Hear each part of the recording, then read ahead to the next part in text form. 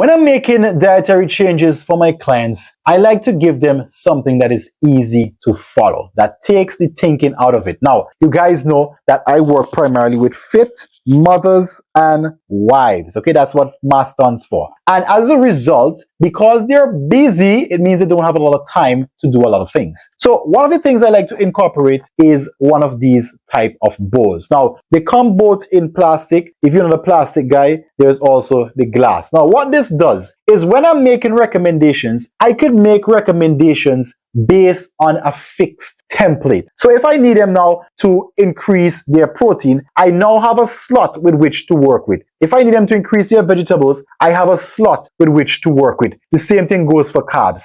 And when we make any changes, we just make the changes based on this template. As opposed to me telling them, you know what, increase your protein. What does increase look like? Does that mean 2 handfuls, 3 handfuls, half of a handful? There is nothing to measure and track. And it's something I really recommend that you guys do as well, is that you keep something that you can actually monitor, a template for your food, right? So this way, if you find you need to reduce your portion sizes, you have a fixed template with which you can work from. If you're just reducing your portion sizes and your plate size is different every day, then that kind of defeats the purpose now, doesn't it? So hope this helps. I will definitely be doing more practical ways, maybe getting some mock meals and filling these up and showing how you guys can manipulate this and make it more practical in your life, because my goal is to help you guys to make the necessary changes, but in increments that you can maintain long term. Coach Jason, have yourselves an awesome day.